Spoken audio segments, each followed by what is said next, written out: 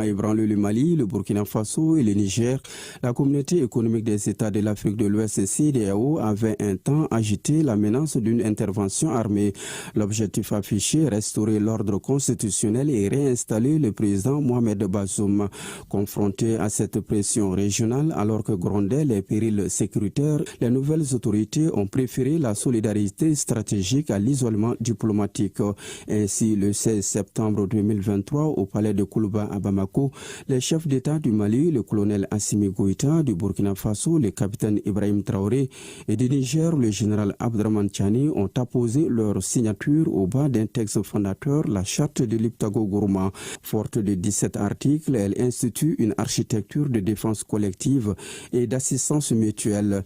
Désormais, toute agression dirigée contre l'un de ces trois pays sera interprétée comme une attaque contre l'ensemble de l'Alliance, justifiant une riposte conjointe.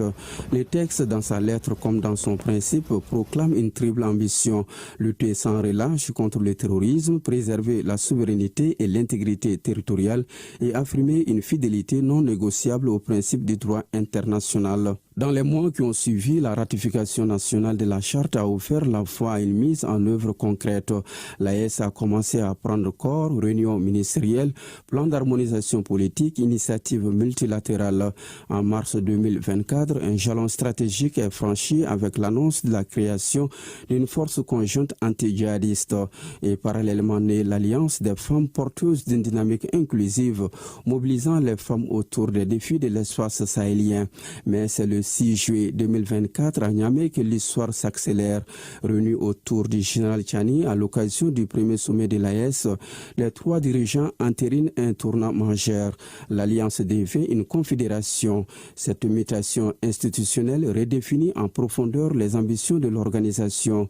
D'initiative défensive, elle se transforme en projet politique structurant aux compétences élargies, diplomatie, économie, justice, libre circulation des personnes, intégration régionale et mise en place d'outils financiers autonomes. Le traité confédéral adopté ces jours-là emporte la marque.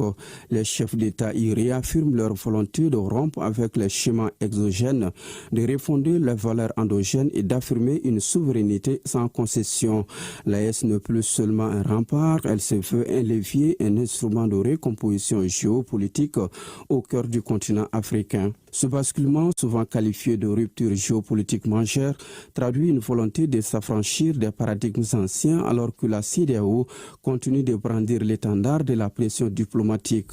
En choisissant la confédération, les autorités sahéliennes tracent leur propre voie à rebours des modèles imposés. Les mois